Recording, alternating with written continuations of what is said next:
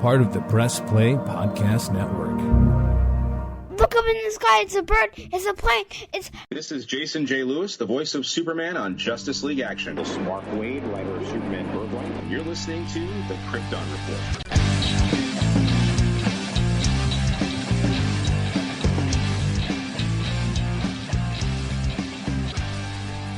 Welcome to the Krypton Report. I'm your host, Tyler, and with me, as always, James, the Krypton of Red. That's right. He's just now a whole planet himself. The Red Giant. Yeah, for those big gassers. It's up, the James? Red Giant. It's Rao from the sun. That's right. Poor James has been fighting sickness, but he's here with us now. So it's nice to have him back. I can probably hear a little bit of it, but so we got some news to catch up on. So let's get into it. news. So first of all, I've talked about before, I'm not a gamer, but I like doing games, you know. But Suicide Squad Kill the Justice League is not doing well. Have you seen some of the comments and stuff? Actually, no. I've kind of avoided most of this stuff. Normally, like games with the games for the new gen systems, because I have a one, not a series. So usually games for the new gen system, if I want to see them, I will actually watch some gameplay, some story gameplay, just to like see what it's about. But I haven't checked out anything on Suicide Squad Kill the Justice League yet. Yeah, so James, you can tell he's talking. He's an Xbox person. You know that system that doesn't make sense with how they name their systems. I don't care about the name, honestly. It was the controllers. I just got used to the regular Xbox controller, and it felt weird playing PlayStation. And then I just kind of ran with it, since most of the games are on both systems, not all, which sucks. But what kills me is like it's just not getting good review. Like people reviewing and talking about it. Like they had issues like with the servers and stuff, and I just wondered if anyone was playing it because I don't know. Yeah, I'd be interested, and things like that, especially with this with these new gen systems, they're very heavily programmed. Like there's a lot of room for bugs and things that need to be worked out as it goes live. Mm-hmm. When you actually have the world playing. So Superman and Lois, they're halfway done filming the newest season. So that's interesting. Well, that's exciting news. Yeah, it is. It'll come to us when it comes to us. Now, talking about games, so I don't know. See, this is how crazy things get. They've officially are releasing the DC or not the Warner Brothers multiverse game. Like I guess it was just beta testing something earlier, but now you can get Happy Meals at McDonald's for it. And I actually saw it advertised as I drove by today. So I'm gonna have to try to find it and just go and be like, give me the Superman toy. Be like, so I played some of it, and it was very much just Smash Brothers. That's all it is. It's Super Smash Brothers with Warner Brothers characters. Well, I mean, like Warner Brothers, Capcom, like it's got a whole bunch of people. Like there's a roster on that game. Like it's crazy, actually, how many people. It's everything that Warner Brothers owns, basically. So it's something that I'll probably revisit with my kids at some point. Yeah. If you like Smash Brothers, and you just want a different array of characters to play as. I mean, some of your favorite DC characters. I mean, heck, they even have Resident Evil characters in there. They got Scooby-Doo and, you can be Shaggy, the strongest of them all. So let's see here. House of Brainiac will start in April. So that's exciting. Who's ready for House of Brainiac? Brainiac with an army of Zarnians, with an army of Lobos. Yeah, it's gonna be interesting. I'm kind of curious of, and it's gonna be interesting. As of this recording right now, as we're recording it, is happy 3-year anniversary to Zack Snyder's Justice League. Woo woo. Can you believe it's been 3 years? 3 years. 3 years, and I've only watched it like 9 times.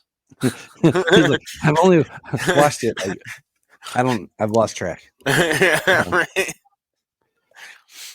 So let's see here. Superman is to be filmed in IMAX, like completely in IMAX. I mean, that's exciting. Like, Yeah. that's cool. We are meeting up next year to Yeah. go see the movie, so we might as well go see it in an IMAX screen someplace. We're gonna You know, like pull out all the stops. Like it's gonna be it's gonna be fun. But speaking of IMAX, I saw something today. I said that they're gonna present Joker 2 in IMAX in a 70 millimeter IMAX. And I'm just kind of like, why? Like, I mean, don't get me wrong, I love seeing stuff in IMAX. I just like the bigger screen. I'm gonna go to the movie theater, like the biggest screen's great, but Joker? Really? yeah. I don't know. I'm very much looking forward to Joker fully I do, but I because I think the first one is such a great movie. You know what I mean? Like I told people like it is such a good movie, but it is not a feel good movie. Yeah.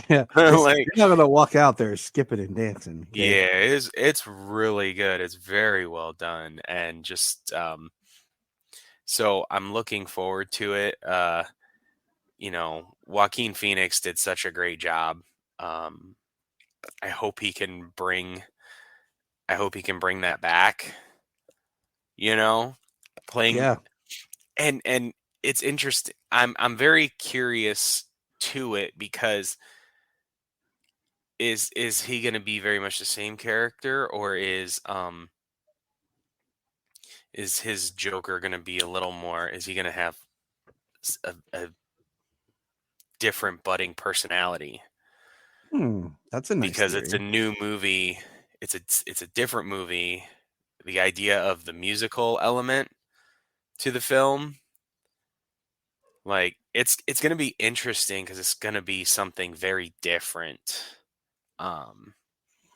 Especially since it is related to the superhero genre as it is, because even though it's not a superhero or super villain movie, it's just got a name referencing it, and that's all, and it takes place in Gotham City.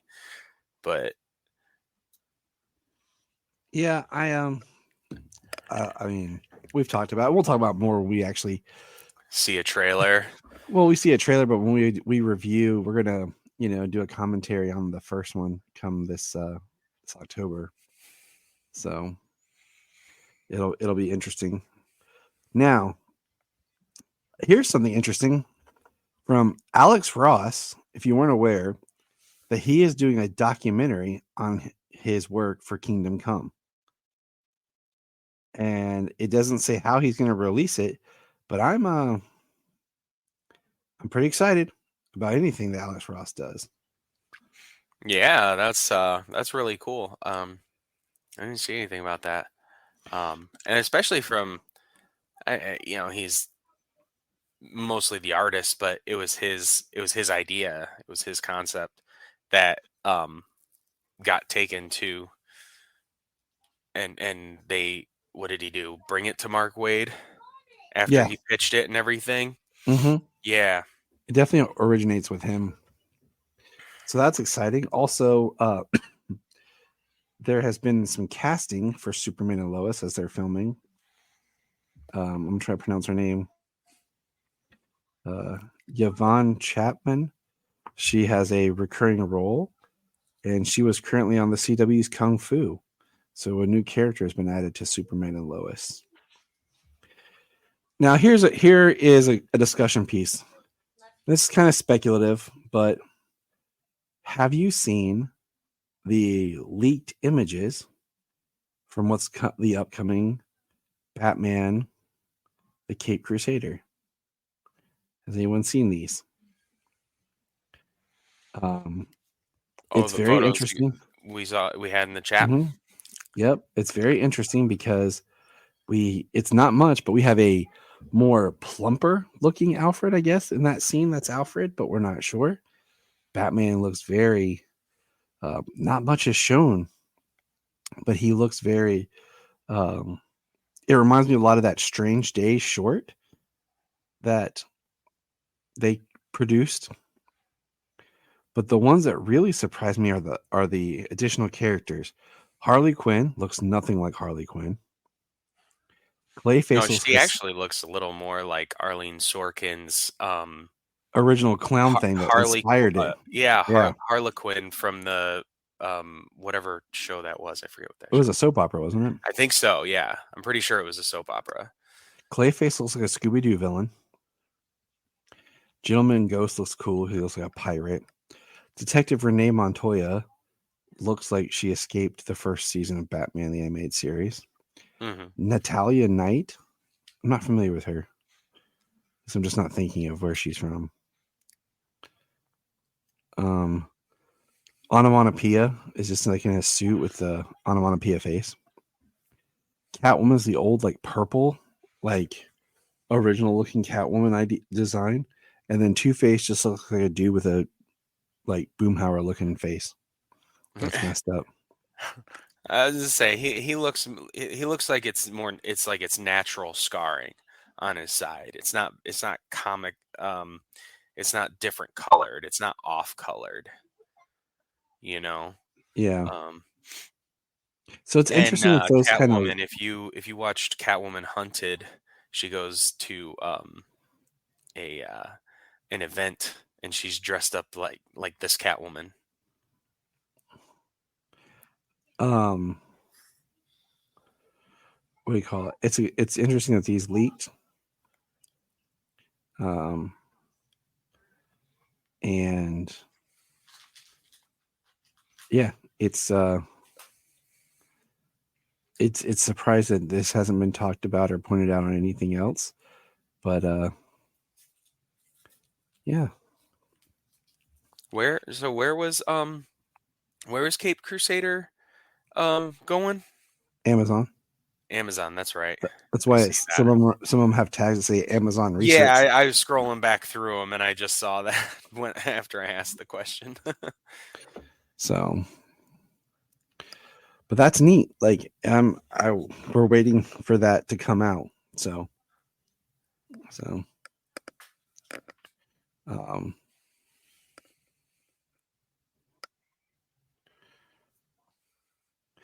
let's see what else.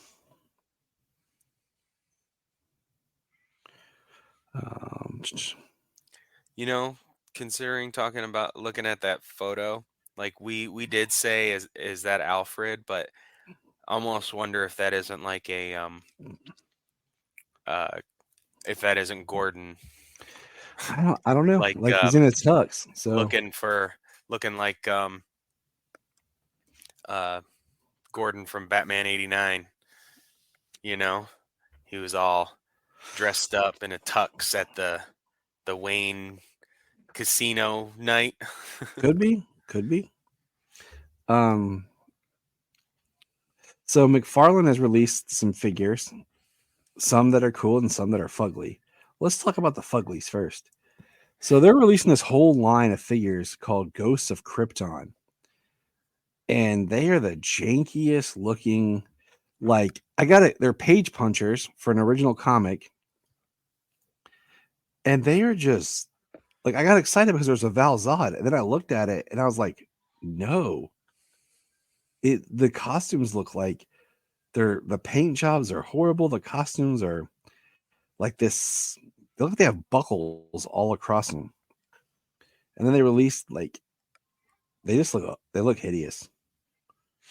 I mean, Yeah, I don't. it was the only Val Zod figure that that we got for the time being.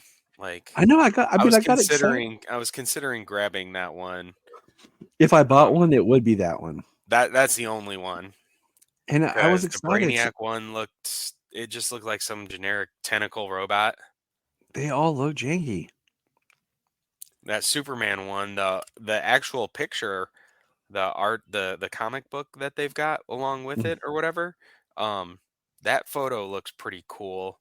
Um, but that could just be because of the artwork. It's crazy.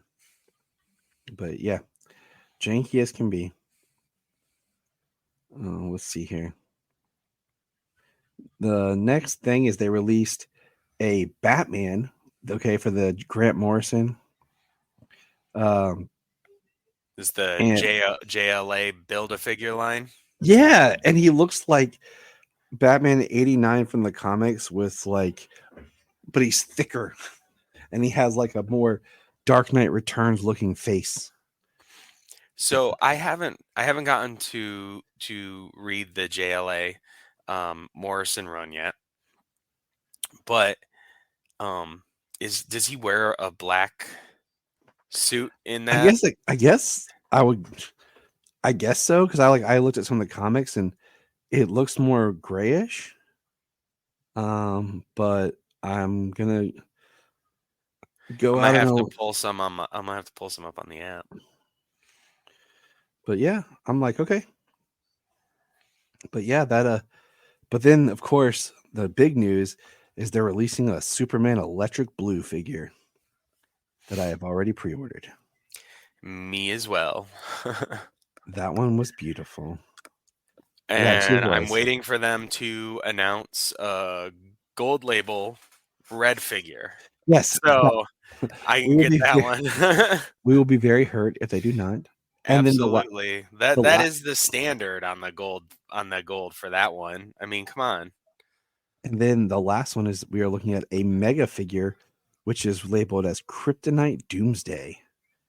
And it's a pretty sweet looking Doomsday that I'll probably buy because I didn't get to buy the Superman vs. Doomsday Target exclusive Mm. because it's a Target exclusive. And, Target, which isn't here, close by me. So, um, Oh, you don't have a Target down there? I mean, we do, but it's like I got to drive 30 minutes. Mm. You know where I live, right? Jack's around here. So yeah, that is the McFarlane line that we've recently been blessed with, Yeah, and the Build-A-Figure is Plastic Man. which is weird. It's one of those like really that's the only way they can make a Plastic Man figure is like we'll make him a build a figure. People have to buy it. But Yeah. even Levi was like, I'm not touching these Ghosts of Krypton figures. Oh, really? Yeah, he's like, no. And I was like, I agree with you. And then he's like, if I hadn't bought the other Superman Doomsday, I would buy that Doomsday one. So Yeah. Well, I'm so, being so limited on what ones I can get, having to be so picky. oh yeah, I'm extremely picky on mine anymore. That's why I was like, I might do this one. But Yeah. okay, let's keep it rolling here. Hopefully next week There we go. we are supposed to be Get a stack getting of figures up there. our trailer for Penguin. And I'm excited for a trailer for Penguin. Been waiting to see good old Oswald Cobblepot or Oz, return. Right. Colin Farrell, if that actually is Colin Farrell. Oh, Colin Farrell's amazing. Yeah, no, that the makeup and prosthetics that he wears and his just total changing of mannerisms and voice and just a persona like that. It's he is pretty damn good as Oswald in this universe. So it's pretty intense. I can't wait for that. But speaking of the Batman universe, the Batman 2, Matt Reeves' second Batman film, is now delayed to October 2nd, 2026. Yeah. And what's funny is I thought it had already been delayed to 2026, or just in my brain, like it was supposed to be 2024, then they pushed it to 2025 or something. I don't know. I thought I had already heard something about this being moved out farther. And one, I'm like, okay. It's just like, I guess the big part is like looking at the times table of these films in the sense of when Matt Reeves signed on to make the Batman, when he started shooting the Batman, when the Batman was officially released. Like he started shooting in 2020. The movie was released in 2023, correct? But wasn't he signed on to do it in 2018 Yeah, because or yeah, 2017? I thought it was 2018. I think it was after Justice League, because I know Ben was attached for a little while, and then he was not going to do it, especially after Justice League. But all that happened before the movie came out, you know. So I'm thinking Reeves came on in 2018. But yeah, how many years before they even shot the first one?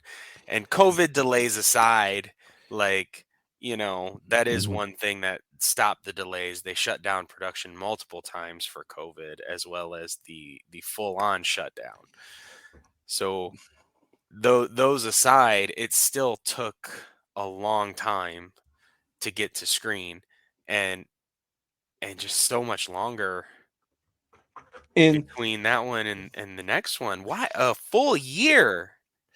I my thought is Warner Brothers spacing things out, much like how, if you remember, Man of Steel was to come out in December of 12, and they moved it to June of 13 Yeah. because they had the Dark Knight Rises in the summer. So I could see moving it to 2026, but March like they did the first one, but then putting it in October. I mean, I I like it in October because of the whole Batman has that fall Halloween vibe. I mean, originally the Batman was supposed to be October of 2021, and then it came out. It came out in 2022. Yeah, I had to think. So much time's passed, like, and things have just happened that I can't keep track of. Yeah. Yeah, time ceased to exist since 2020.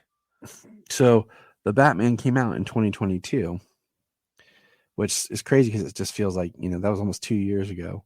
It was 2 years ago because it's March. Yeah. So Well, yeah, and we you still know got what? at least we still got 2 more years to go. Absolute right.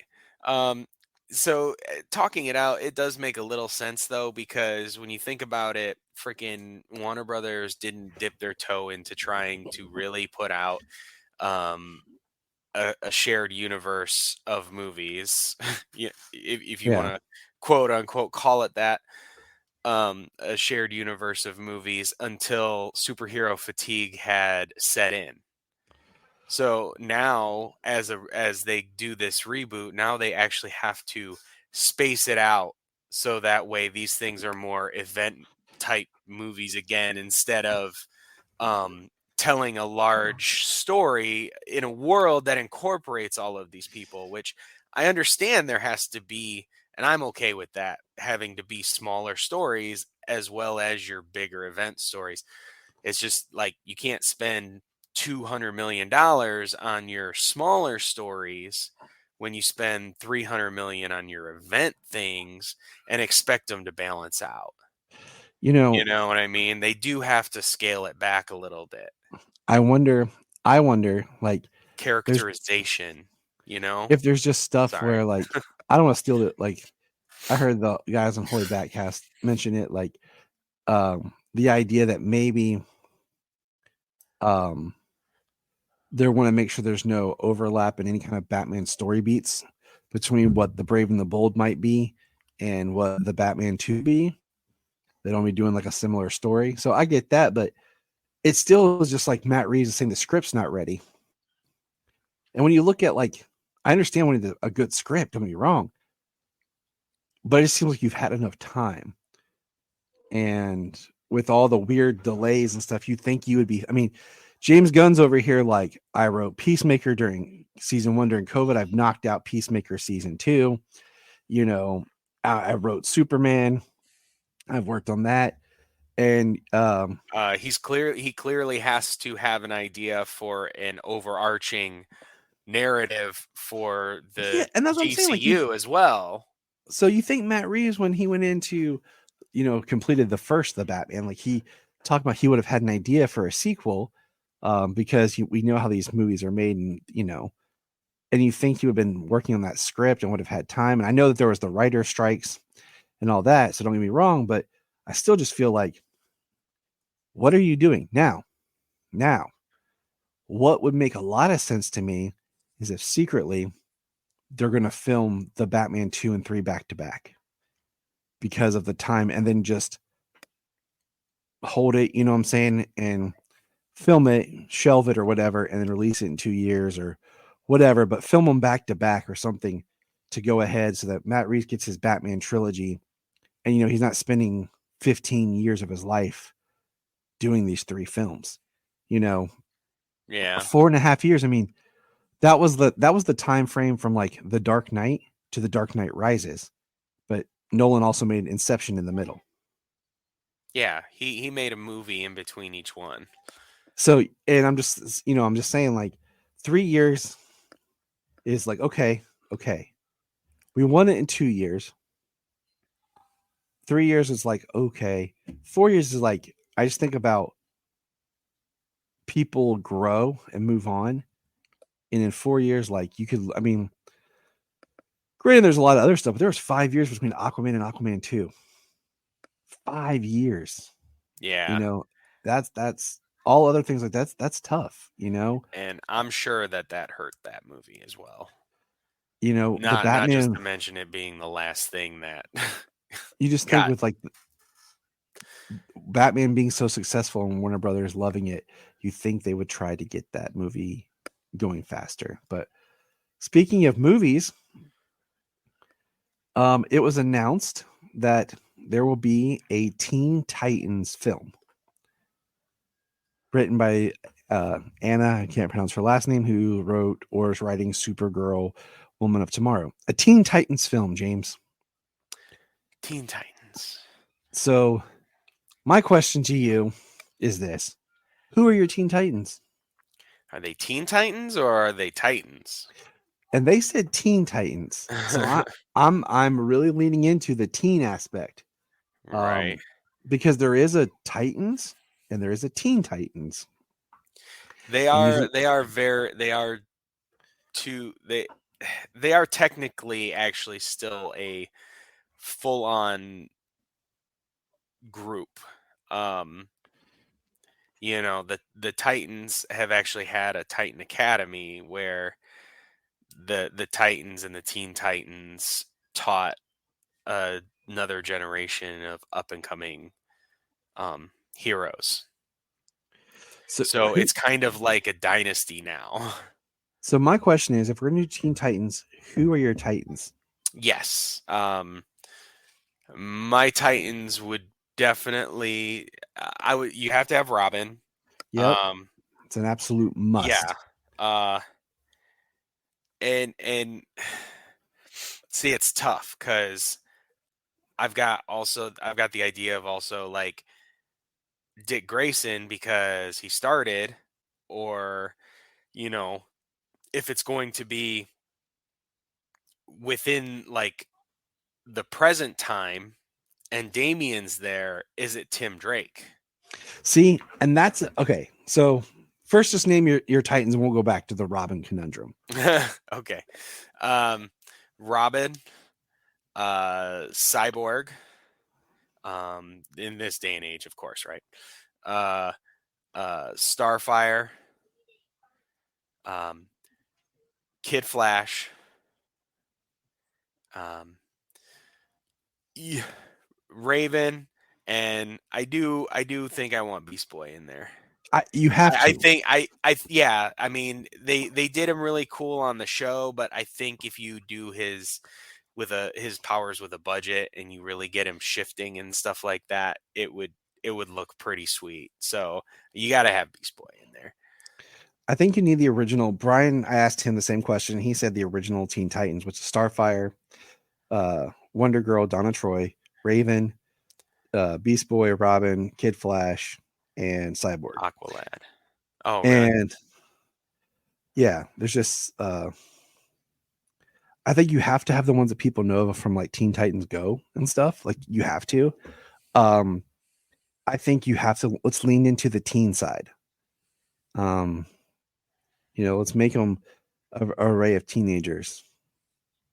I think Kid Flash is a dub because I love the Flash. I want to see the Flash more, and it has to be Wally West. Let's bring in a legit Wally West. Yeah. Yeah. I think Wally should definitely be. I think Cyborg would be cool and works. I thought about this could be where you bring in Blue Beetle, but I think he's too old because he's technically in his 20s. If we're going to do Teen Titans, because in the animated universe, which I learned that people called the Tucker universe. I learned this from Mike Carlin that the continuity universe people refer to as the Tuckerverse because of James Tucker, I guess, producer. I don't know. I've never heard that term used ever in any discussion. So, in those films, Jaime was a teenager, and he kind of replaced and fulfilled the Cyborg role as Cyborg was part of the Justice League, which made sense in those films. But the Robin conundrum is, I don't want it to be Damian.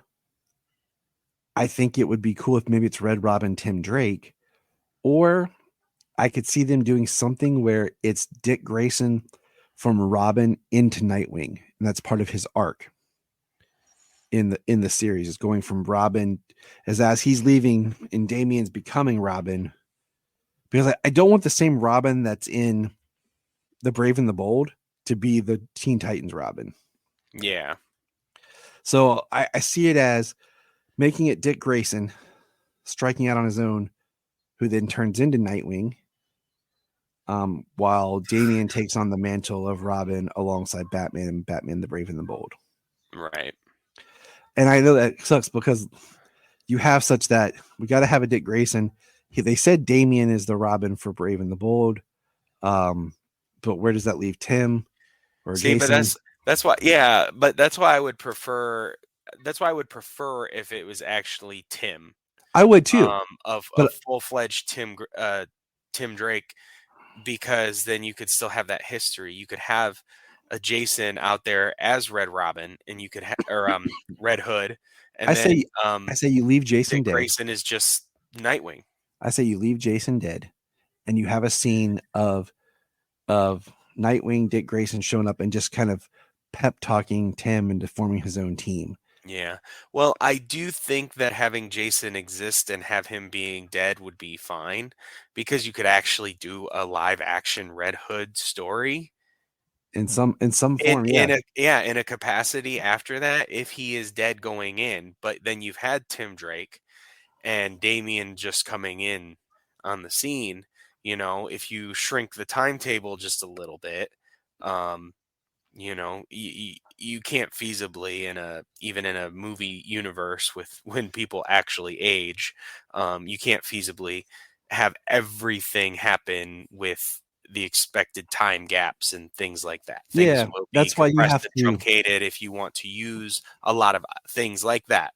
That's why you have to age up Robins. Dick Grayson from the beginning. You can't have him like, I know that Brian wants him to be young, starting like you age up Dick Grayson to being, I don't know, like 16 when he starts with Batman. That way he's Robin for a little bit, then goes on to be Nightwing. And then you have Damian, who, because of how his, origin stuff is, accelerated growth. So you can kind of get him in there faster at the age that he needs to be. You don't actually have to have all that time passed to get there. So Well, I mean, considering the person who actually had the longest time as Robin was, well, look yeah, at no, Tim. I mean, would be Dick Grayson. Well, would be Tim because he's still a Robin on and off. but it depends on your But continuity of comics, because like when we got to like the New 52, like um Dick's time as Robin wasn't that long, because they can, compressed we had all 3 or 4 Robins in the 5-year period. yeah, So but Dick so Grayson say would be Robin for a handful of years from his young teen to his mid to late teen years, and then become Nightwing. Um, and then Jason would be pretty quick there. So you've got like Dick Grayson as many as 5. You know what I mean? But if you age him up, you can knock that down to like maybe 2 or 3, yeah, and then him move on. And then Jason could come in there, and in a year or 2, he's dead. And then Tim Drake come in, but you don't show all that. You just go in. Dick Grayson is Nightwing. Jason's dead. Tim that's is Robert, leader of the Teen Titans. Back to the Teen Titans. it also depends on where And you start your Batman. If your Batman starts at like 20, 21 or something, well, if you're you gonna know, have Damian, he's got to be like make him 35, but like 36. like I said with Damon's he's doesn't age normal. He was accelerated. So he could have been conceived, then 6 months later he's a 13-year-old kid. I Well, can't even if you still give a handful of time, if we put those Robins in there, give mm. it a handful of years. You know what I mean? Batman's still in his early 30s. Yeah, I'll say Handful of let's years, say and he's he's in his starting his early early 20s. 30s.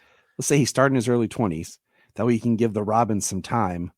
And then when we jump in with him, he's in his early 30s. Yeah, like So 32 years old, and he's been doing it for 6 or 7 years, and 5 or 6 of those years he's had a Robin. all right. Last piece of news. Peacemaker season 2 starts filming this summer, right after they wrap filming of Superman. And it will debut after Superman.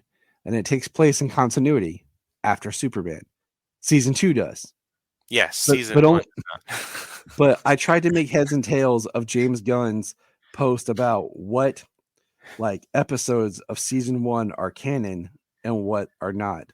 Yeah, that's ridiculous. And I was like, this, let's see. James Gunn confirms that episodes 1 through 4 and episode 7 from minute 2608 of Peacemaker is canon to the DCU. While the events of other remaining episodes are not, season 2 will be canon from episode 3, but will happen before the events of Superman. Yeah, so we'll just wait and find out. It also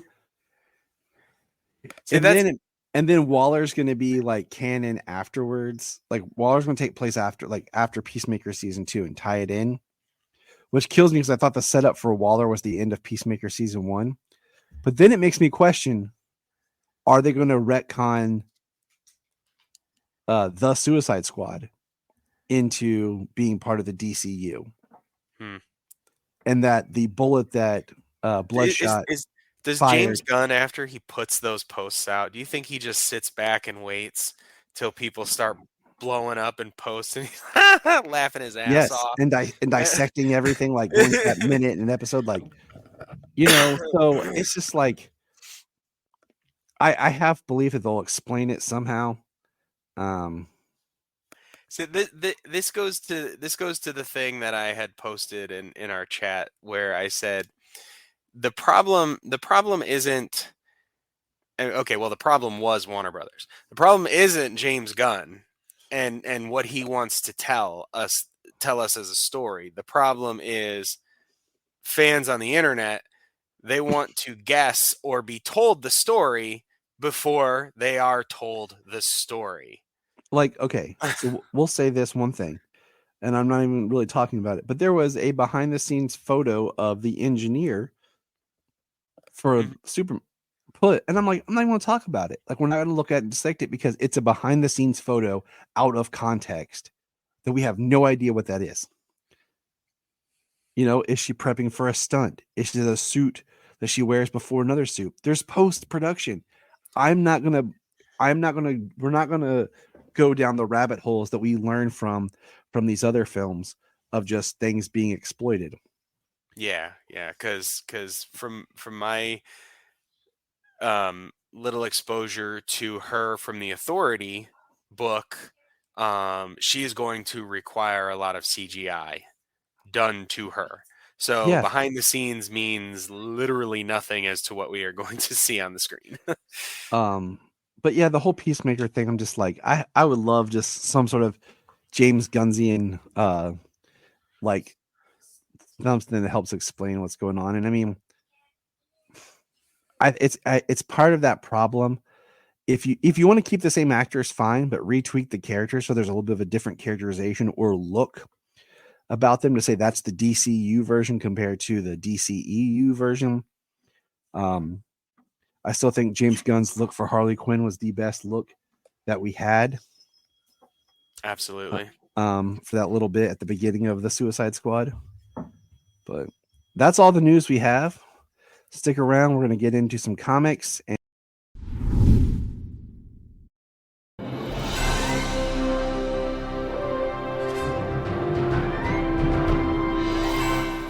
what's up, everybody? Chase Smith here from the Chase Smith Podcast and Cavs on the Break NBA Podcast. And I'm JD, host of the Hyman Podcast, part of the Press Play Podcast Network. And we are super excited to bring you a brand new show starting next Tuesday, the Fanfare Podcast. The Fanfare Podcast is all about your favorite movies and our favorite movies and the best moments in cinema.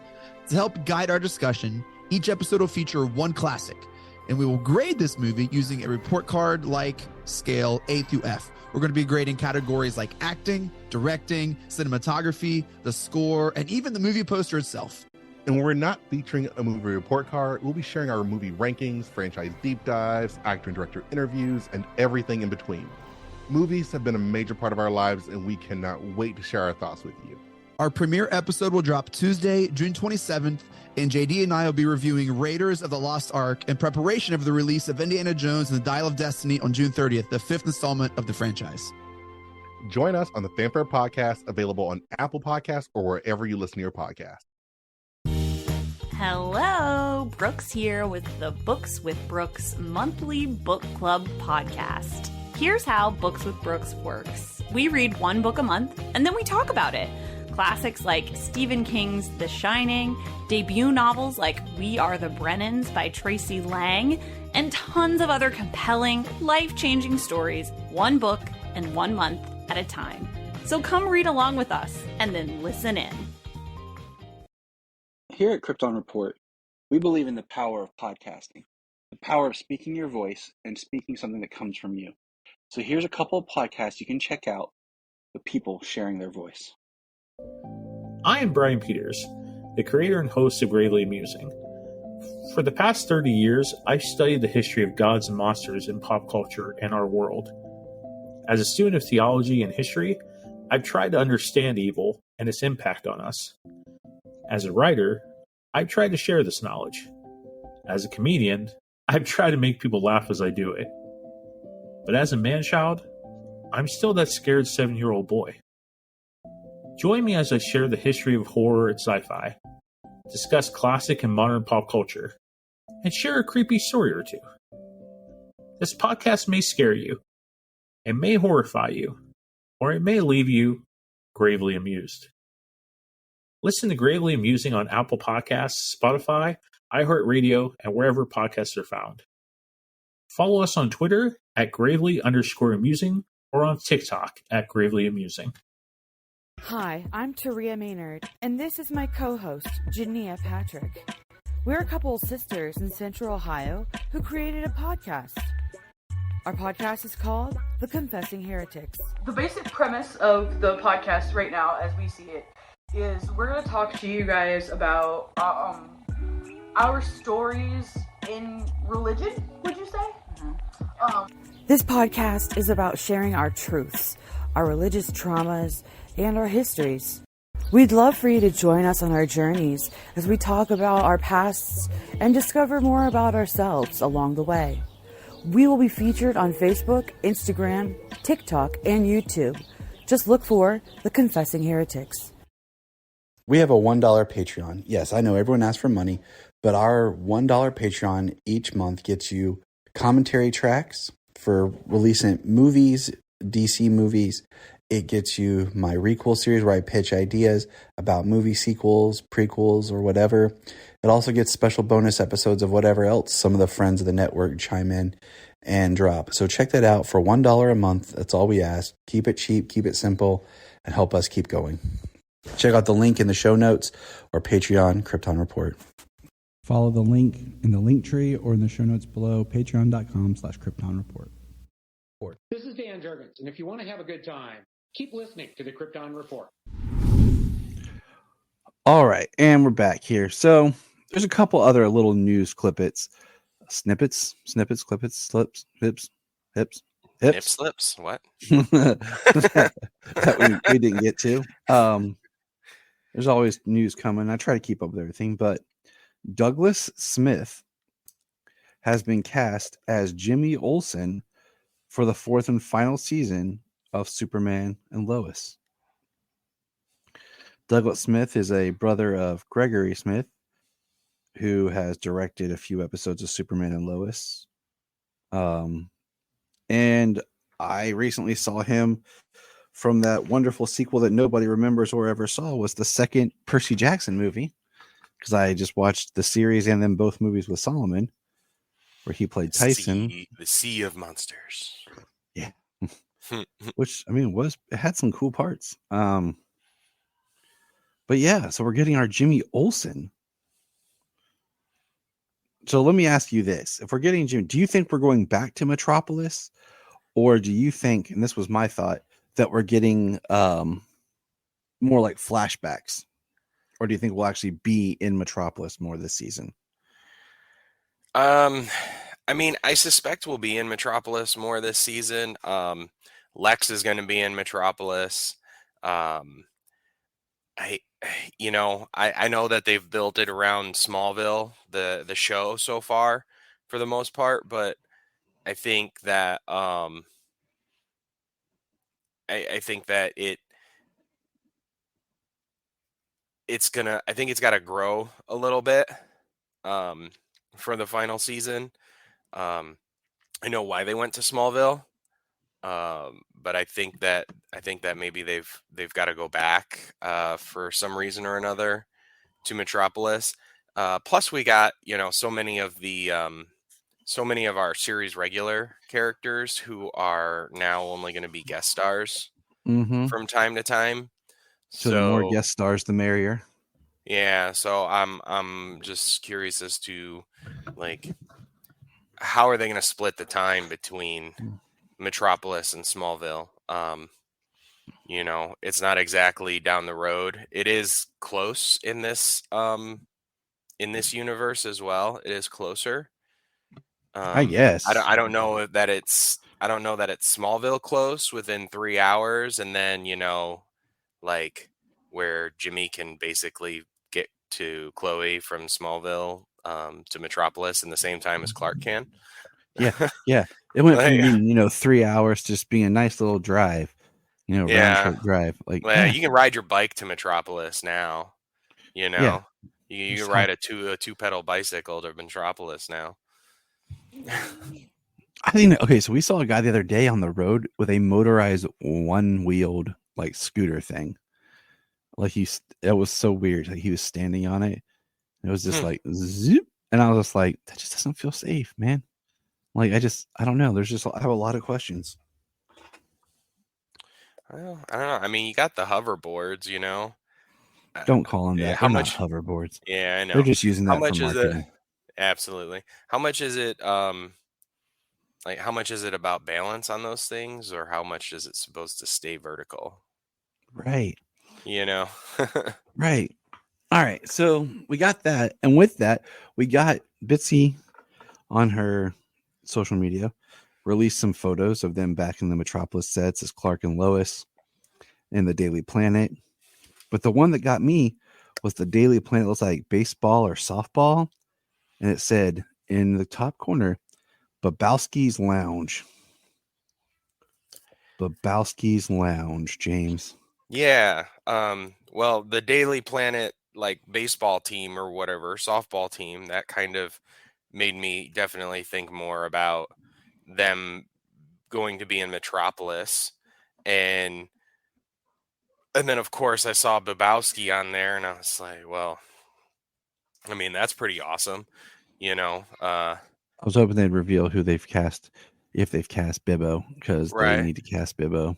Yeah. Well, small teams like that, businesses, when they do like events, things like that, they'll have sponsors Exactly. for their events, things like that. People who cater, they're sponsored by them, that type of stuff.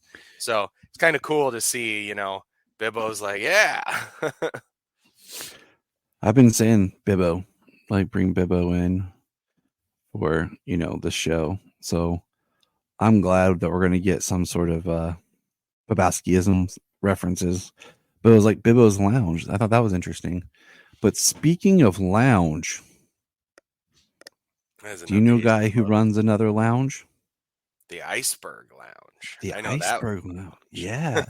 And what did we just get, James? We got the Penguin trailer, the official teaser trailer for the Penguin, the next chapter in the Batman saga. It looks good, like we expected, like about the Penguin being like a mafioso, and Colin Farrell's great. Well, yeah, the entire trailer is him doing talking about an old gangster in the streets, about how the gangsters were about their community. I think that's a good insight to how the Penguin character is. We see little glimpses of, I think it's Sophia Gigantu / Falcone. Mm-hmm. And we see Maroni. Yeah, Clancy Brown's Maroni in prison. We get a glimpse of him sitting across the table from him, and Ted's wife, who is Sophia, hollering. Yeah. I was like, yeah. I've liked her. I've liked the things I've seen her in. How I Met Your Mother and Palm Springs, I believe was the movie. Yeah, it was with the Andy Samberg. Yeah. I was about to say the Lonely Island guy, but I knew he had more names than that to him. So yeah, it looks like a mafia show set in Gotham.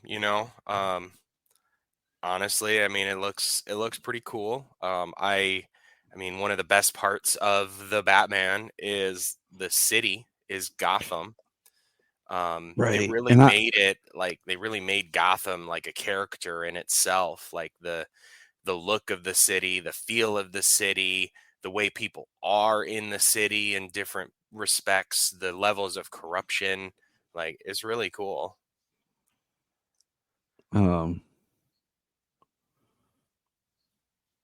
So I'm just I'm hoping they're able to keep up the look, because I think, if I remember right, this was filmed predominantly in New York,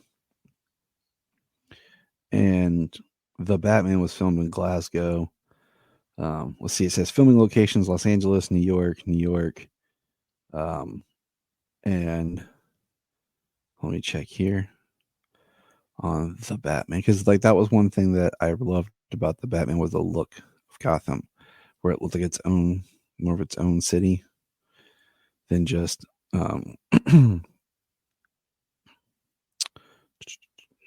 filming locations. Yeah, Glasgow, Scotland, Liverpool, Scotland, England, Liverpool, Chicago. So Chicago, different places in England and Glasgow. Dang. So no New York. So It's like trying to keep that same Gotham look and vibe while not being in the same locations where they shot the Batman. So, but I have faith. You know, I'm looking on IMDb, but it was nice. A little just kind of getting a mindset of where Oz is coming from and what we can expect from Oz as he rises to being the Penguin. I do find it interesting, though, in the cast it says that there is Carmine Falcone, played by Mark Strong, in one episode. So I'm like, cool. I don't like continuity changes, but I like Mark Strong. So Yeah, I like Mark Strong, but if you're gonna do Falcone, you just get why how could you not get Tutorio to come do yeah, this? yeah. Why or how could you not get him to do it in a flashback? Yeah, like I don't feel like he's gonna be Falcone. Maybe he's Alberto. That an older Alberto would be kind of cool, actually. So, but all right, that's the Penguin, and then the last little bit of news that I had was we got an announcement that My Adventures with Superman will be released on DVD May 14th. Which is cool. I love it. But why not Blu-ray? Why DVD? I feel like that's one of the things with some of these streamers like releasing stuff.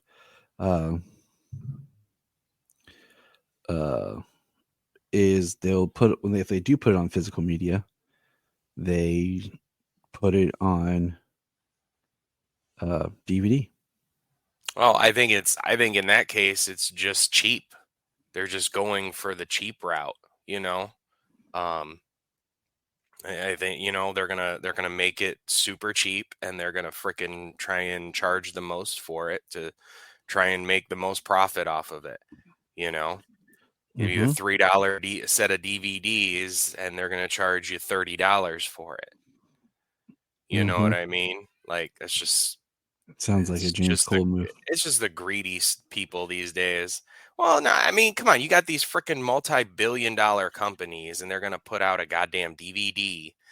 And my favorite, there's indie movies, Mhm. like Dylan's New Nightmare, for my investment, and Never Hike Alone 2 for my investment, that I'm getting Blu-rays shipped to me from indie people who are sending out Blu-rays for patron investments in their finishing costs for the movies, and they're sending out Blu-rays for them.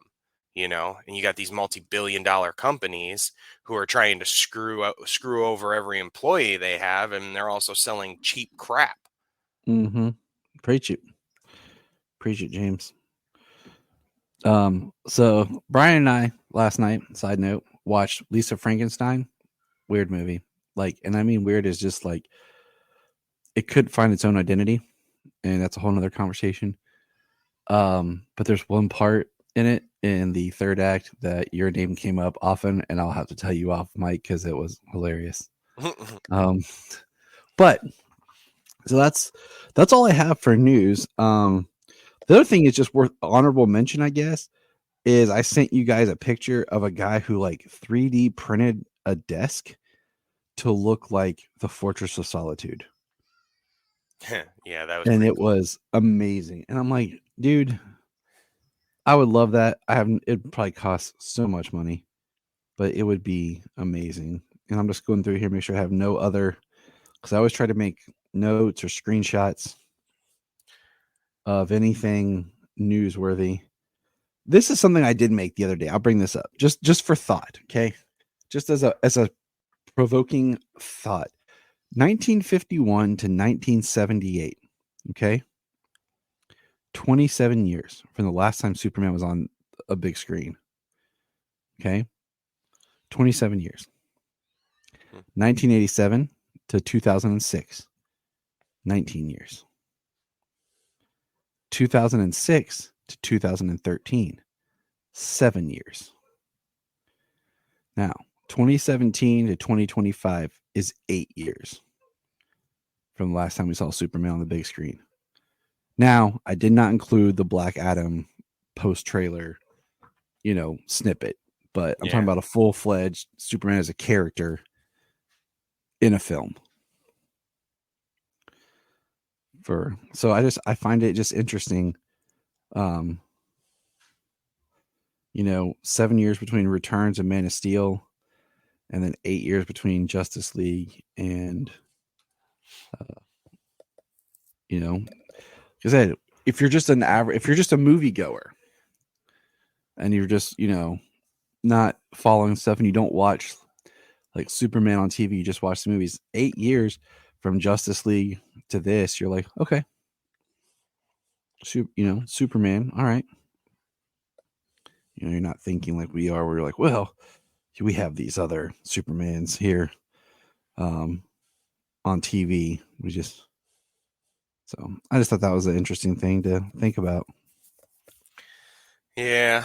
Well, how many reboots in the last, 20 years of how many characters? Like, just get shorter and shorter. Each different person is like, it's this generation Superman. It's like a generation is not 4 years, guys. A generation is not 8 years, guys. It goes by fast. You're like, I think, and it's like, what was 8 years is I think the sweet spot in a way. Like, that was 97 to 2005, from Batman and Robin to Batman Begins.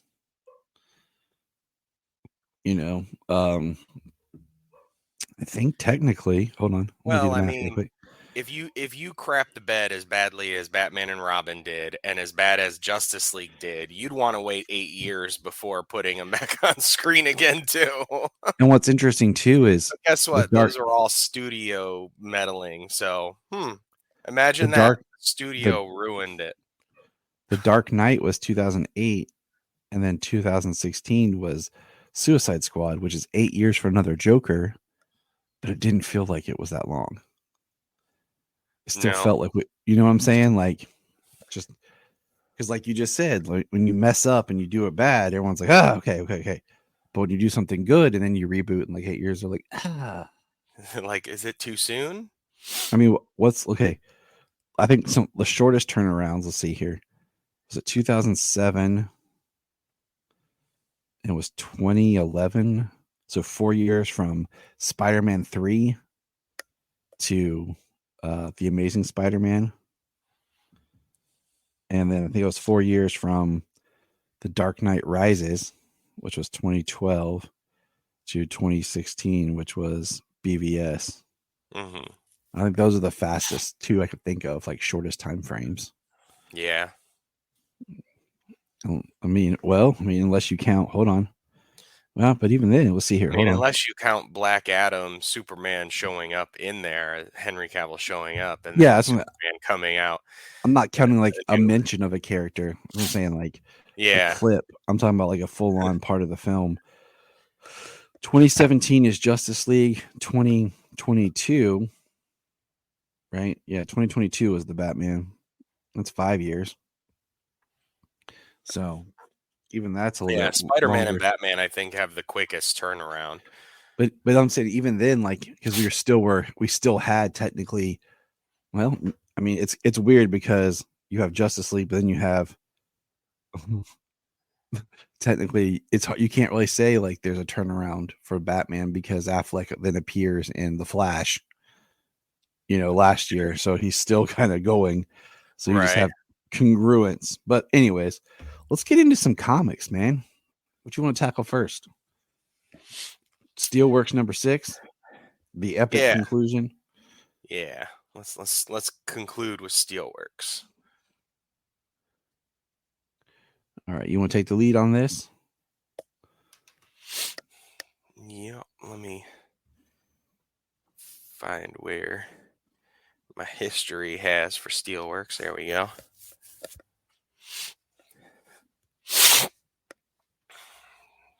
Pardon me. Just waiting waiting for it to load. Mhm. So we open up. We got Steel fighting against the giant steel robot being controlled by, I believe his name was Walker. I don't think the other guy was Walker. I think Walker was the bad guy. He's got a giant mech being powered by the 0 point Genesis energy that John Henry's been working on since Superman came back from Warworld. And the 0 point energy is actually, it affects people. It affects Kryptonians and powers and things like that. Which later on they find out why and who it affects and how it affects them more. The younger they are, the faster the effects are. The younger they are, the more potent the effects are, the more their power surges and things like that. Which is why Superman isn't being as affected by the 0 point energy. So we got what's his name? Sean. That's his first name. The guy who can phase through objects. He knows that Walker is going off the deep end. He's insane. So he goes to the super family to let them know what's going on. So John and Steel and Lana, who is Superwoman Red, Which is nice to kind of see her back. And I think, I don't know, I like her like this. I think it's a cool way of bringing in and honoring the electric history. Like we've often talked about, like the electric Superman are cool, but it's like that being just your Superman is weird. But if that was like another character, it'd be fine. Yeah. Right. Different. Yeah. I think, using those powers in a different way. They had these powers back in the New 52 where we had a blue and a red Superwoman, Lois and Lana. It's interesting that with the abilities kind of like split. That would be Jania and Jamie's podcast where they just complain about us podcasting. Yeah, right. How much time we spend. Yeah. They'd be like, this is Superwoman blue, Superwoman red. Now this week's let's complain about Tyler and James. Yeah. And go. You know how many episodes I had to sit and watch of Justice League Action this week? But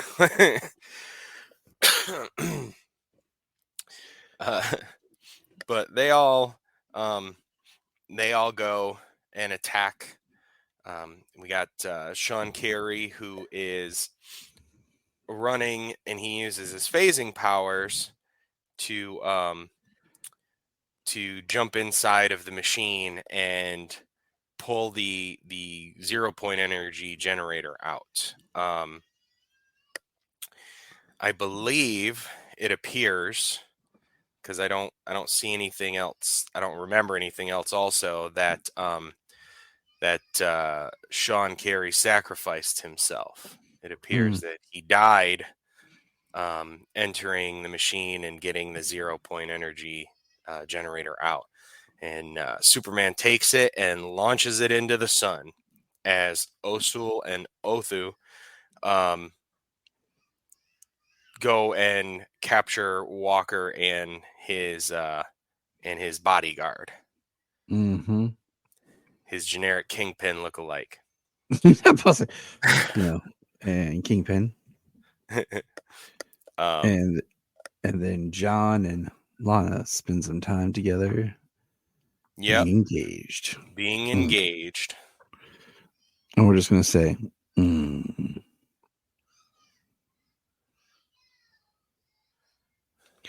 I think the kids are losing the plot if you can't hear. Yeah. So I like this little miniseries. I think some characters, like, in a way, I would like an ongoing Steelbook. And another way, I like these short miniseries. Unless you brought it back, kind of rebranded it, like Lana and Steel, because it looks like, is she still gonna possessing the the electric red? I think that would be kind of cool. Just keep her going on. I mean, we talked about this a few episodes back, how the super family just keeps growing and growing and growing. Yeah, why not have Lana Lang as, Superwoman, red energy? Sure. Yeah. The curious thing I have about it is I haven't read Superwoman, so I'm not up to date on like how they had the powers and how they got rid of the powers. So I read the the rebirth stuff. yeah, so the But that was Genesis energy, how it gave her those powers back. yeah. I just know? you know what, James, come on. It just still a little bit of that energy just resided still in her cells, and the spark of hope inside her with the Genesis energy just reignited the power. Like There we go. it's comics. We don't have to make it make sense. We just nod your head, James, and we'll yeah. That's exactly Well, how I'm they did not it. saying like I want like the explanation. I don't know what it was, and I would like to, if she was to continue being a Superwoman Red, like what are her powers and what would be the purpose? Mhm. So that she can go on adventures with her man, John Henry. There you go. That's the purpose, James. Come on. There we go. Superwoman in Steel. That's what we need. Book Superwoman in Steel. Mm-hmm. Yeah, I mean, I think that'd be a dope book. So, all right, let's keep on keeping on. Let's Action Comics 1061. I read this. Excuse me. Excuse Tom. And yeah, it sucked. You know why it sucked? Because it had my favorite character to read of all time. And Bizarro. Yeah, but nah, it wasn't. I just say that jokingly, people. I don't hate Bizarro, if anyone knows. I just don't like when I have to read an entire book of Bizarro language. Yeah. But this was interesting. I will say this was an interesting book. I think they've actually gotten a little more into how Bizarro speaks. Like he speaks in a straightforward manner now, but it's just what he says means the opposite. So when he says he hates you, he loves you. You know what I mean? Yeah. So now it's not all this like backwards, garbled, different speak. I think they kind of streamlined how he speaks, because I know we've read some issues where it's like, oh my God, like this is ridiculous. Like everybody speaks near, like we might as well be reading it backwards, like we're reading Zatanna speak. At least hers, you're like, oh, it's just a sentence. Awesome. Yeah. So I think they're actually making Bizarro speak in a more normal manner, except everything he says is just, it means the opposite. So I think they've gotten a little better at it. But I think this is neat where Bizarro, he's basically losing his mind. And he shows up and there's all these wizards and sorcerers. And it says, I wasn't aware of a sorcerer hailing from, how would you pronounce, it's Earth spelled backwards. How would you pronounce that? Ray? That's Ray. A tray? A tray? Yeah, I mean, I've like looked at it and I'm like, how do you say that? It's like right? Tray? Yeah. I just say Earth. When I look at it, I just say Earth, but I know that it's reversed. And they're attacking Bizarro with all this magic, but because he's the opposite, as he says, it no tickles. And then we're back to and this is, it is worth noting, this is the first new creative kind of team that they've been establishing in Action. This is the first issue that's not Philip Kennedy Johnson. Mm-hmm. And I want to know that I want to point out who's absent from this issue. Or And I don't even know if there's any dialogue with him as I go through this. I don't think. But you have Superman and Bizarro battling throughout space. Corona of the sun, moons of Jupiter, Saturn's rings, Pluto. Bizarro freezes Superman on Pluto, heat vision, boom, boom, boom, fight, come back, and then there's Bizarro drawn to his face looking kind of like Black Adam, like I had seen before. Yeah. And he's got all these magical objects. And we have reporters up in helicopters. There's Bibbo. Quick reference, shout out to Bibbo and his bar. There's Lois and Jimmy. Superman's fighting Bizarro. And what happens at the end, James? What's the big twist here? So Bizarro casts a magical spell that basically and Superman interferes with it. But Bizarro is basically what seems to be sucked into a purple portal of some sort, and he he melts down almost, it looks like. But a spell he cast was changing the city and everyone in it in Metropolis to Bizarros. Dum dum dum. Bizarro goes to Gem World. He gets magic done to him to try and destroy him, and it supercharges him. Because the first time he hits Superman, he hits him, he swats him 25 million miles to the surface of Venus. He hit him so hard he didn't even realize how far he went before he got there. And then they go all over the solar system. It's pretty awesome. All right. So now we'll jump into Action Comics, because the end of the book is basically Superman turning into Bizarro and Lois is Bizarro, and the city is turning into Bizarro, and it says, next up, Bizarro City. So now we're going into 1062. Dum dum dum. Metropolis. And there's people on the bridge.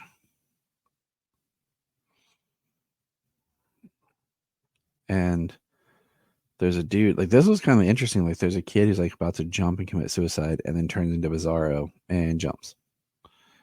We see bus drivers turning to Bizarro, fires. The one that got me was the doctors. Yeah, it was a really dark book, actually, starting this out, because everybody's Bizarros. A guy who's on the phone talking to his mother, or leaving a message for his mother about committing suicide. Then he jumps off the bridge laughing, saying, "Hello, Mom." Yeah. Firefighters starting fires. Yeah, the brain surgeon getting prepared to have brain surgery done on him by his brain damaged patient. I mean, it is. I mean, bizarre is the. Kids crossing a crosswalk and a bus driver going to run them down. It was a pretty twisted book to begin with. And then Superman basically forever to load. Superman basically just fights and says, Lois says, "Tell me how much you hate me." He's like, "No, I can't," and basically wills himself back to being Superman. And then starts to try to go and fix. He puts out the fire, saves the kid that jumped, saves the plane, stops the bus. People are complaining. Good thing there wasn't soap on the ground. Yeah, good thing there wasn't soap on the ground. He might have slipped and just, let the bus crash into or something.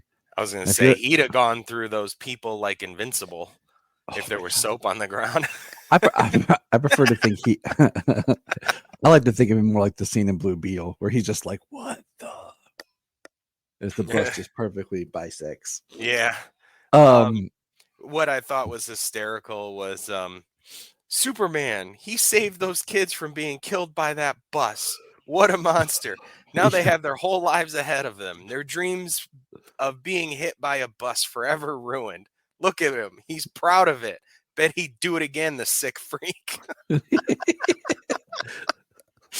I friggin' laughed.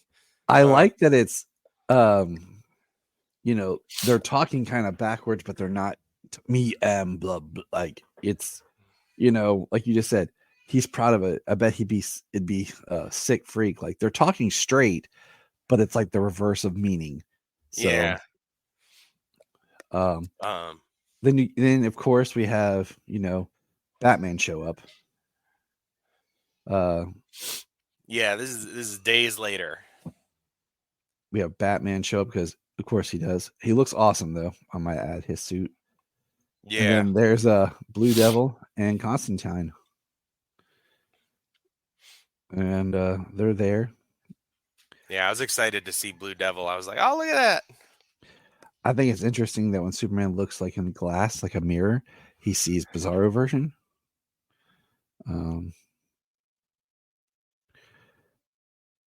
And man, it's early for us people. They're burning no, books led by Lois. Bibbo's place is getting destroyed. They got guns, like massive guns. They're shooting him. They're destroying his statue. You know, and then we cut to weeks earlier when it's regular Bizarro looking at the same statue and stuff. That's what it says. And people looking at Bizarro.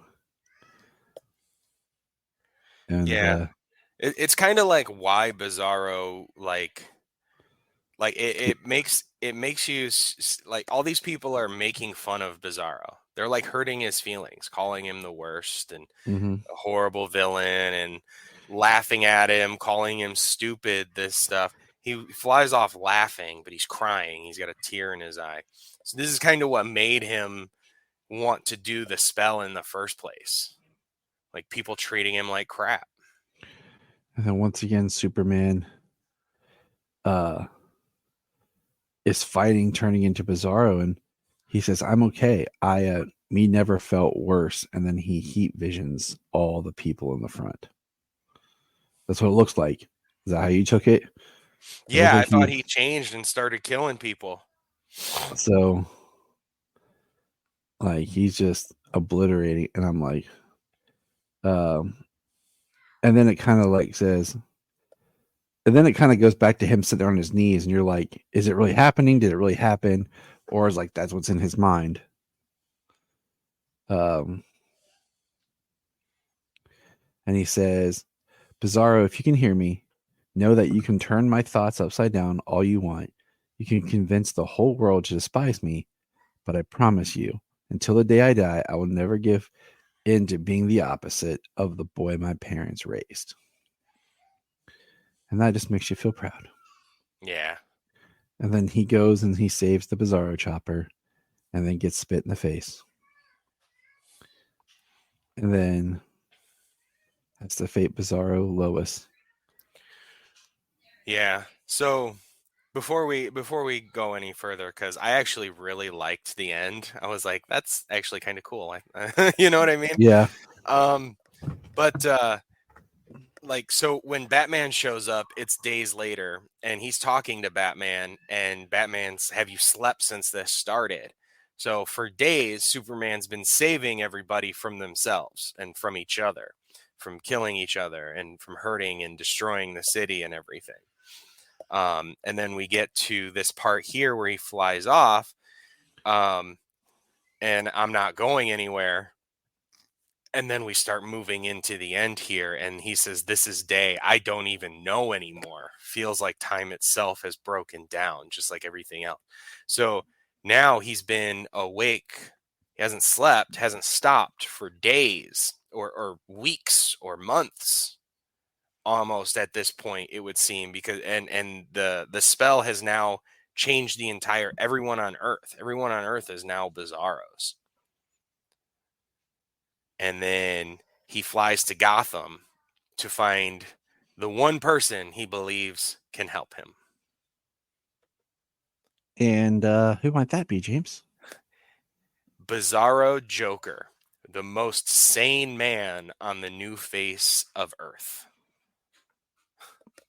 On New Hatare. Hatara. I was like, it at first. I like before I read it. I was like, is that like some Constantine? And no, it's Joker. Yeah, So, he's wearing like a trench coat and yeah. That's So- and as soon as they were going to Gotham, I was like what's, and then he says like he doesn't, like he can't get Batman to help him. Everybody's been changed. I'm like, well then backwards. So I kind of guessed it before I flipped the page, but I was like, oh, that's cool. I like that. Like the Bizarro Joker is super sane. yeah. So this is going to be interesting. Superman and the Joker team up. That's going to be a book that should be coming out here soon. So I look forward to Action, 63. Yeah, 1063. Which did it come out already? I think it did. We just haven't reviewed it yet. Yeah, no, it hasn't come out yet on the app. Yeah, I was supposed to say it's not on the app. It's come out. So yeah, we're just waiting for the app now. Yeah, 1062, I believe, just dropped last week. So it'll be about 3 more weeks, and 1063 should come out. So yeah, so I actually really look forward to that one.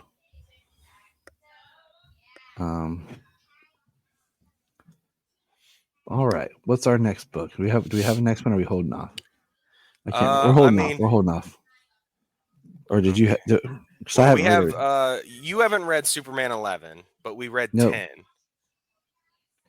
All right, so we did read 10, and I know I read Kneel Before Zod #1, and I believe I read Kneel Before Zod. Yeah, if you want to do Kneel Before Zod, we can.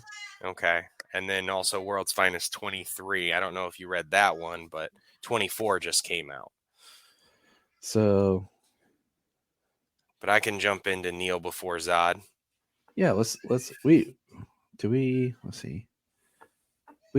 not do 23? I thought we reviewed 23. Did we do 23? We might have. For World's Finest, or yeah, we did. Yeah, that's where they actually fight Magog. Yeah, where they actually fight Gog, and Darkseid shows up in the final panel or whatever.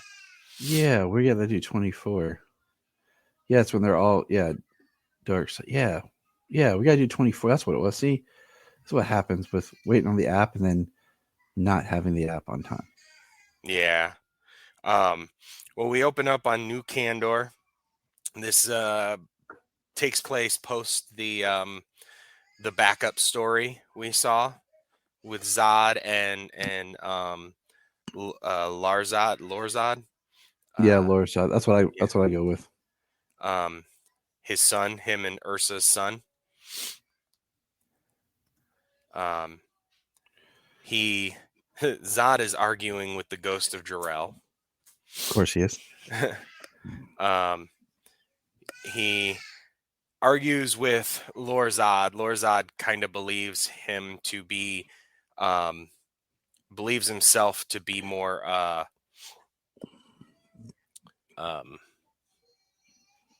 more in the like the rightful ruler, the rightful heir kind of thing. He acts like he's a selfish, evil little child, is what he's acting like. Zod even backhands him because he tries to attack him because he's this entitled little brat. And so Zod hasn't built an armada, kind of like we thought. He has built a weapon, provided unlimited energy by the planet, and it's to protect New Kandor. He doesn't actually say that it's a weapon for domination, but it's a weapon for protection.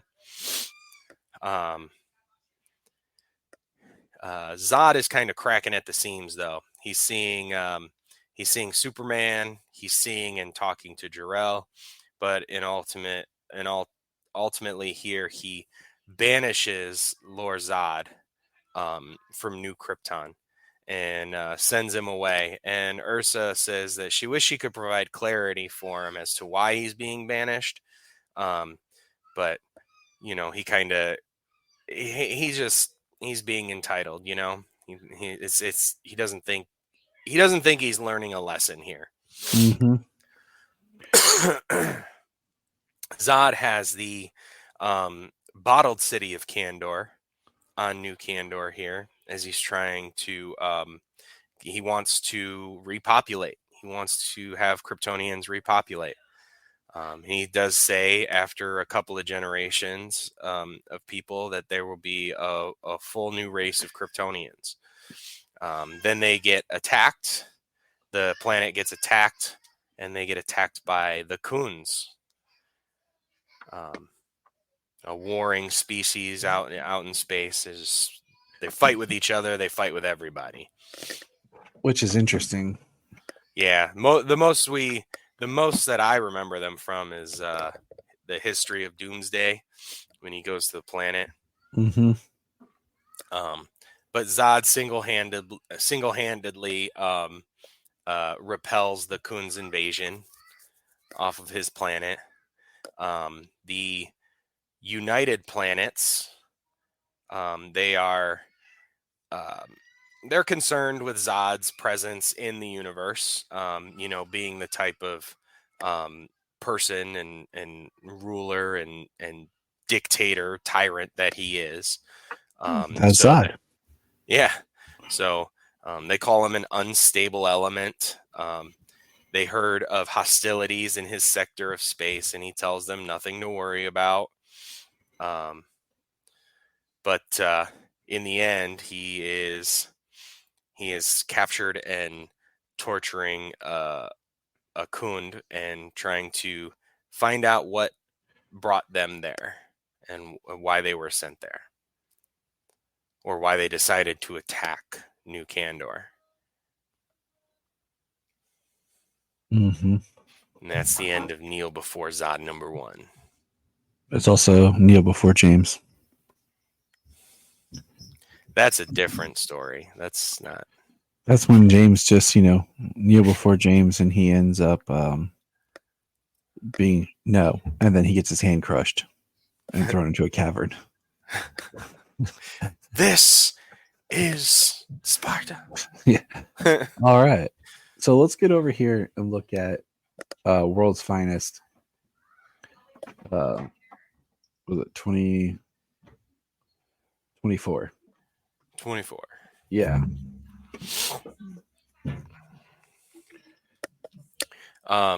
So we open to Darkseid. Darkseid's arrived on Earth 22. After he's opened a boom tube, he wanted to invade Apocalypse, and instead Darkseid is invading Earth 22 because Gog possesses the anti-life equation, or a piece of the anti-life equation. Why he's been able to kind of brainwash Earth 22's people into believing he was their savior. The art in this book is great.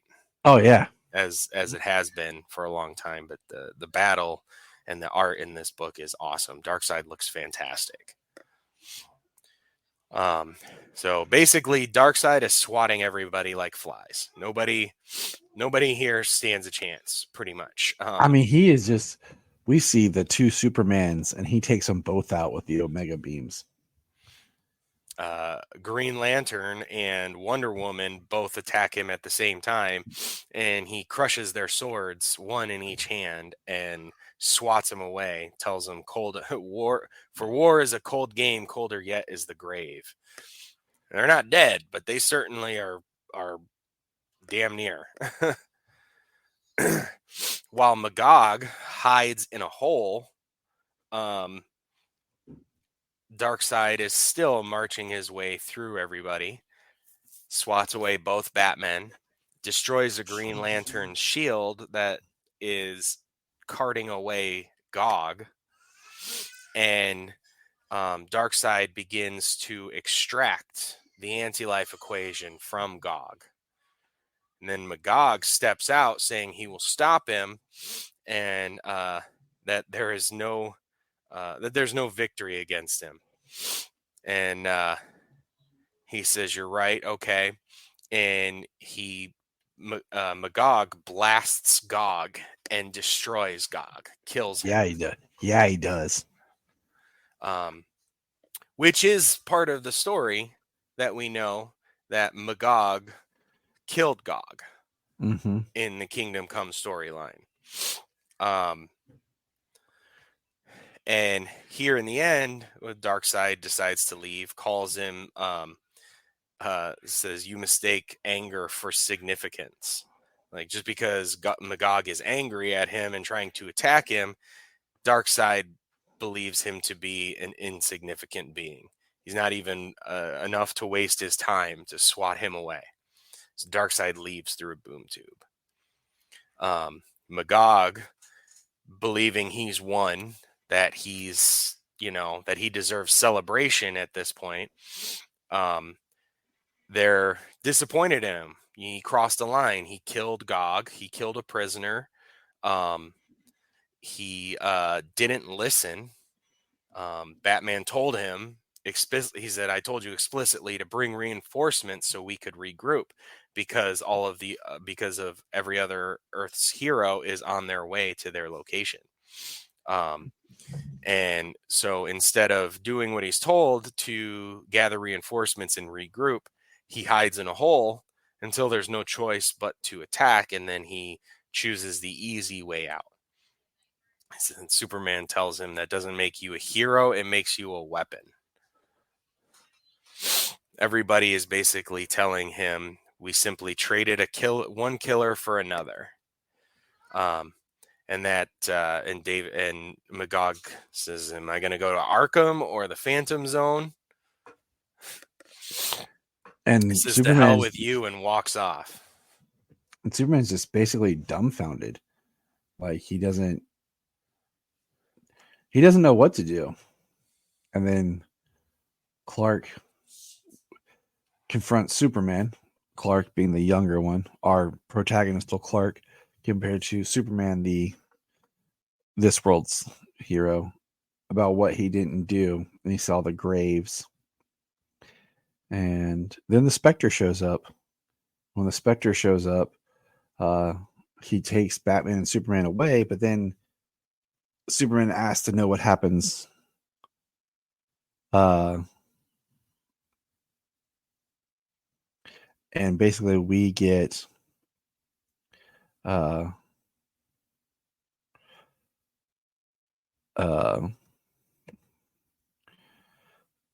short, kind of truncated synopsis of the events of Kingdom Come and where things go.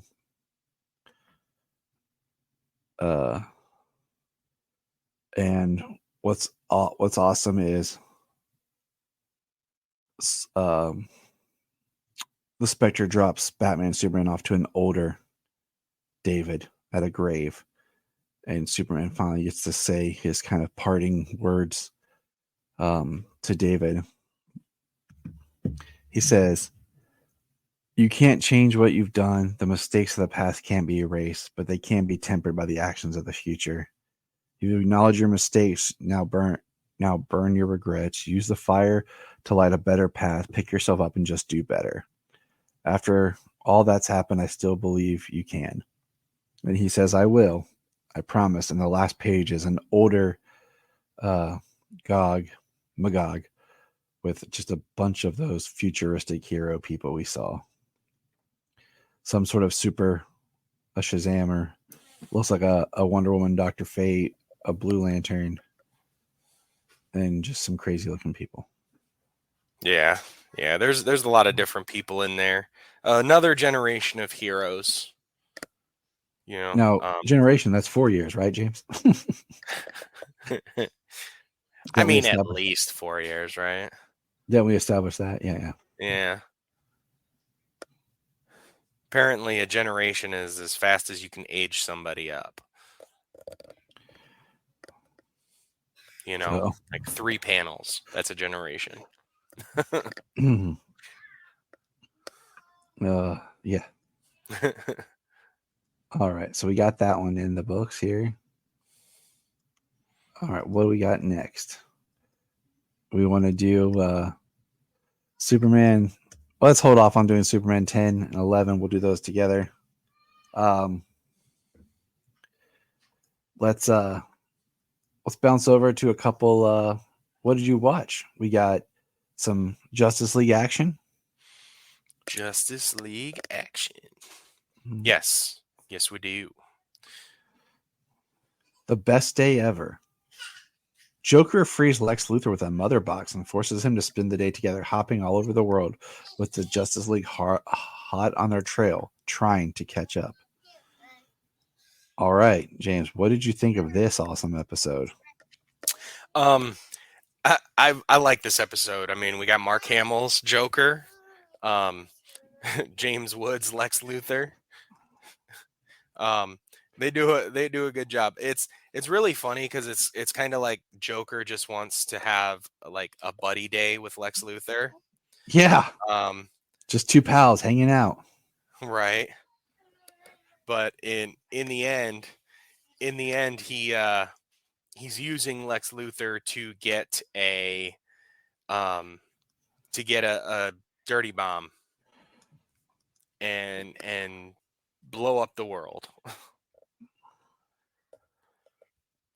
Yeah. And the Justice League and Lex Luthor have to stop the Joker. So it was a fun episode. I enjoyed it. I'm still not 100% sold on like James Woods as Lex. But I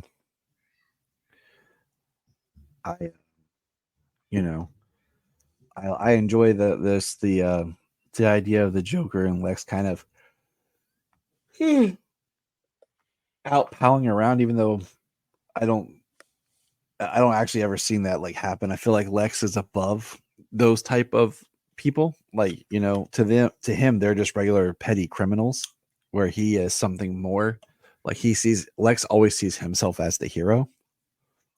So, right.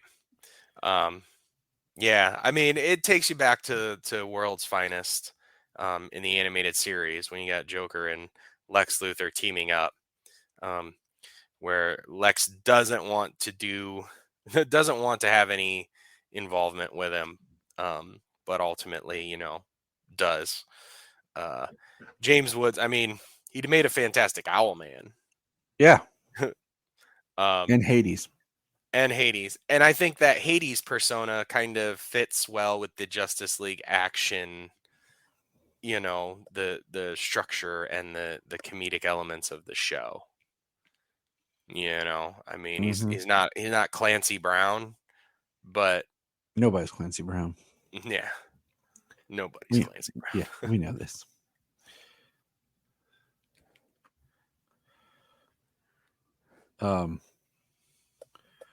All right. The next episode, I sent Jania a screenshot of the sane Joker, and she's like, "Ooh, interesting." Yeah, she would love that. our next episode is the Cube Root. When Firestorm's alter ego, Dr. Stein, tells Ronnie that Dr. Stein and Mr. Triff were roommates in college, old rivalries resurface, with Dr. Stein insisting his smart cubes were more superior to Mr. Terrific's T-Spears. But when supervillain the Calculator attacks, it takes both technologies and both heroes to bring him to justice. Yeah. What I thought was funny was just the fact that reading that, like, Martin Stein and Mr. Terrific in college together, but then you realize Stein was a little older, and like Mr. Turk was like 8. Yeah. It's like all the other college students in college in their 1920s are doing grad work at 22, 23, and you got like Sheldon Cooper Yeah. showing up in your grad school class, Mm-hmm. This one was kind of fun, seeing the calculator take over like the T spheres, using them against Mr. Terrific. Seeing like Dr. Professor Stein being all like being jealous of Mr. Terrific, like everything that he's got, kind of like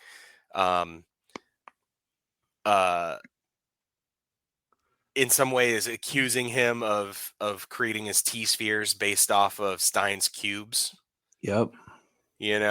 Saying that it was his idea, that but it was cool seeing them kind of work together, and it not actually being Firestorm, it's Stein. Yeah. Just Professor Stein. Yep. Just Professor Stein. What up, Stein? But it was a cool episode. It was different. I liked.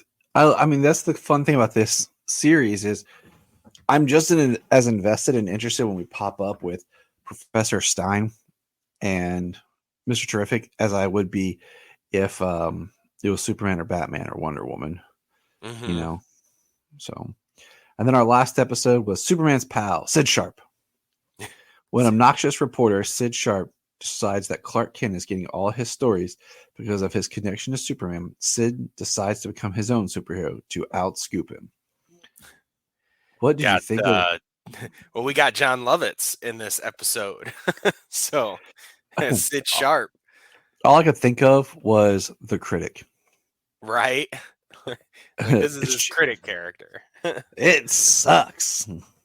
I started watching that. Where was that? On streaming somewhere, and I saw that. I was like, oh, I have to watch a little bit of this. Yeah, I used to watch it too.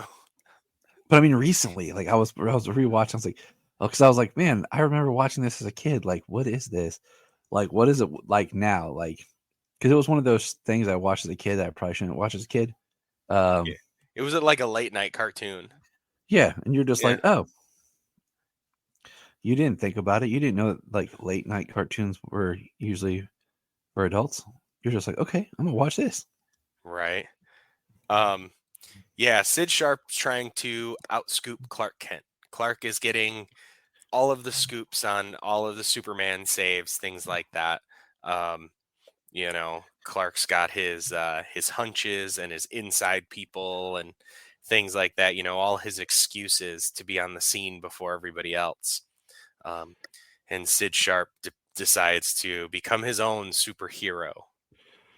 I can't remember what his name was. He's got a DS. Yeah.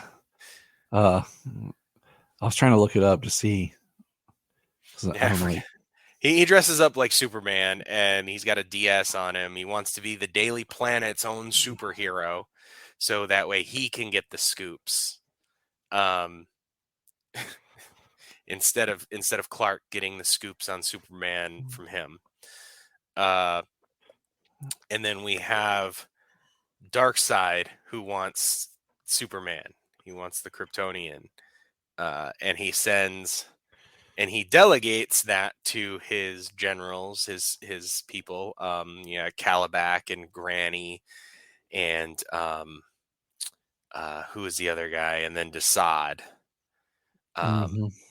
And Desaad sends some parademons to Earth to try and get Superman. And like they show up in the Daily Planet closet where Clark usually changes into his Superman uniform to go flying off. And Sid is in there changing into his little costume. And the parademons show up, kind of knock them both knock them both out, knock them both down. And instead of taking Clark, because like the mother box like led them to him, they take Sharp because he's dressed in a similar looking Superman costume. And Yep. they take Sid Sharp back to Apocalypse. And there you go. That that is the hijinks of this Yeah. episode. Yep. You got parademons looking at a picture of Superman after a tracker led them there, and they take the chubby guy in the Superman costume. Can we just say that's one for the chubby guy? Right. Let's not forget. Yeah. Never Superman forget. goes to Apocalypse to save Sid. In the end, he does, and he goes back. Sid writes an article like he wants the front page. He wants the byline. He was there on Apocalypse. He's like, how could Clark even get the story? He was there on Apocalypse, but Clark provided a story before Sid got his in, and Sid was about ready to flip out. Like, how is it even possible? And come to find out, Clark wrote a story about how Sid Sharp saved Superman's life on Apocalypse. And And that's the Sid got best. the front page. And that just shows the humility of Clark and Superman.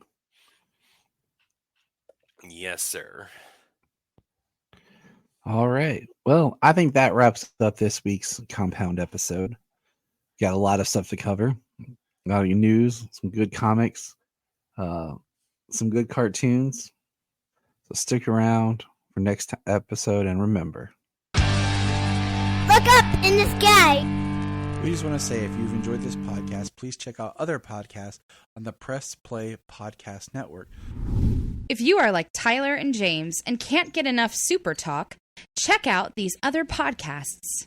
Digging for Kryptonite, Supergirl Radio, The Last Sons of Krypton, The Superboy Legacy Podcast, All-Star Superfans, Superman the Animated Podcast, The Aspiring Kryptonians, Always Hold On to Smallville, The Geek of Steel, and Truth, Justice, and Hope. Remember to check out Krypton Report on all social media platforms. Go to linktree.com/KryptonReport. Find out all of our